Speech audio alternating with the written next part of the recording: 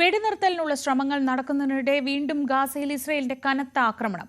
വടക്കൻ ഗാസയിൽ ഇന്നലെ ഉണ്ടായ ആക്രമണത്തിൽ 100ഓളം പേർ കൊല്ലപ്പെട്ടെന്നാണ് റിപ്പോർട്ട്. ആക്രമണങ്ങൾ അവസാനിപ്പിക്കണമെന്ന് ട്രംപ് ആവശ്യപ്പെട്ടതിന് പിന്നാലെയാണ് ഇസ്രയേലിന്റെ സൈനിക നടപടി എന്നതാണ് ഏറ്റവും ശ്രദ്ധേയമായ കാര്യം. വിവരങ്ങളുമായി അഭിലാഷ് രാധാകൃഷ്ണൻ ന്യൂസ് ഡെസ്കിൽ നിന്ന്. അഭിലാഷ്, അടുത്ത തിങ്കളാഴ്ച ട്രംപും നെതന്യാഹുവും അമേരിക്കയിൽ കൂടിക്കാഴ്ച നടത്താനിരിക്കുന്നു. ഇസ്രയേലിന്റെ ഉയർന്ന ഉദ്യോഗസ്ഥനുമായി ട്രംപ് അമേരിക്കയിൽ കൂടിക്കാഴ്ച നടത്തുന്നു. ഇതിനിടയിൽ ഒരാഴ്ചക്കകം പ്രശ്നപരിഹാരം ഉണ്ടാകുമെന്ന ഒരു പ്രഖ്യാപനമൊക്കെ നടക്കുന്നതിനിടയിൽ ഇങ്ങനെ വലിയൊരു ആക്രമണത്തിലേക്ക് ഇസ്രയേലിനെ നയിച്ചത് എന്താണ്? എന്തൊക്കെ വിവരങ്ങളാണ് ഇപ്പോൾ പുറത്തുവരുന്നത്?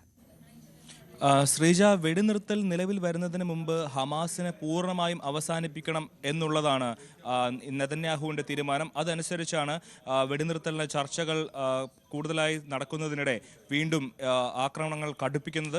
അതായത് ഇന്നലെ വൈകുന്നേരത്തോട് നടന്ന ഗാസയിൽ നടന്ന ആക്രമണത്തിൽ 100ഓളം പേരാണ് കൊല്ലപ്പെട്ടത്. അതിൽ പ്രധാനപ്പെട്ട കാര്യം, ഒരു മാധ്യമ പ്രവർത്തകനും കൊല്ലപ്പെട്ടിട്ടുണ്ട്. ആളുകൾ സാധാരണയായി വന്നിരിക്കുന്ന അധികം ആക്രമണമൊന്നും ഉണ്ടാകാത്ത ഒരു സ്ഥലത്താണ് ഇന്നലെ ഇസ്രായേലിൻ്റെ ഫൈറ്റർ ജെറ്റുകൾ ആക്രമണം നടത്തിയത്. അൽ ബഖ കഫ്റ്റേരിയയിൽ നടത്തിയ ആക്രമണത്തിൽ 39 പേരാണ് കൊല്ലപ്പെട്ടത്.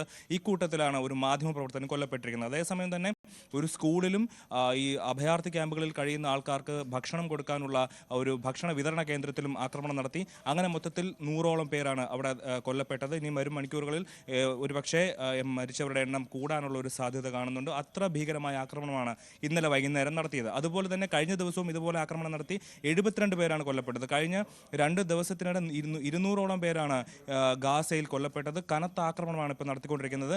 ഈ ആക്രമണം നടക്കുന്ന അതേ സമയം തന്നെ ബെഞ്ചമിൻ നെതന്യാഹുവിൻ്റെ മുഖ്യ ഉപദേഷ്ടാവായ റോൺ ഡെർമർ വാഷിംഗ്ടണിൽ ഇന്നലെ ട്രംപിനോടൊപ്പം ഉണ്ടായിരുന്നു. അവർ വെടിനിർത്തൽ ചർച്ചകൾക്ക് വേണ്ടിയിട്ടുള്ള കാര്യങ്ങൾ എങ്ങനെയാണെന്നുള്ള ചർച്ചകൾ നടത്തി വരുന്ന സാഹചര്യത്തിലാണ് ഇസ്രായേലിൻ്റെ ഭാഗത്ത് നിന്ന് ഗാസയിലേക്ക് ഒരു ആക്രമണം ഉണ്ടാകുന്നത്. ഇതിൽ ഏറ്റവും പ്രധാനപ്പെട്ട കാര്യം, മെനഞ്ഞാന്ന്, അതായത് ഞായറാഴ്ച ഡൊണാൾഡ് ട്രംപ് ട്രൂത്ത് സോഷ്യലിൽ ഒരു കാര്യം ഇസ്രായേലിനോട് പറഞ്ഞിരുന്നു. അതായത് ഗാസയിലേക്കുള്ള ആക്രമണങ്ങൾ പൂർണ്ണമായും നിർത്തണം, ബന്ദികളെ എത്രയും പെട്ടെന്ന് മോചിപ്പിക്കണം, ഈ ഇരു രാജ്യങ്ങൾ, ഈ ഇസ്രായേൽ ഗാസ വിഷയം എത്രയും പെട്ടെന്ന് അവസാനിപ്പിക്കണം, ഒരു വെടിനിർത്തലിലേക്ക് എത്തണം എന്ന് ഈ ഡൊണാൾഡ് ട്രംപ് പറഞ്ഞതിന് ശേഷവും ആക്രമണം കടുപ്പിക്കുന്ന ഒരു ഇസ്രായേലാണ് നമുക്കിവിടെ കാണാൻ കഴിയുന്നത്. അതുപോലെ തന്നെ ശ്രീജ സൂചിപ്പിച്ചതുപോലെ വരുന്ന തിങ്കളാഴ്ച നെതന്യാഹുവും അതുപോലെ ഡൊണാൾഡ് ട്രംപും അമേരിക്കയിൽ കൂടിക്കാഴ്ച നടത്തുന്നുണ്ട്. അതിൻ്റെ പ്രധാനപ്പെട്ട ചർച്ചയായിട്ട് വരുന്നത് ഇസ്രായേൽ ഗാസ വിഷയം തന്നെയായിരിക്കും. ഈ ഒരു സാഹചര്യത്തിൽ എത്രയും വേഗം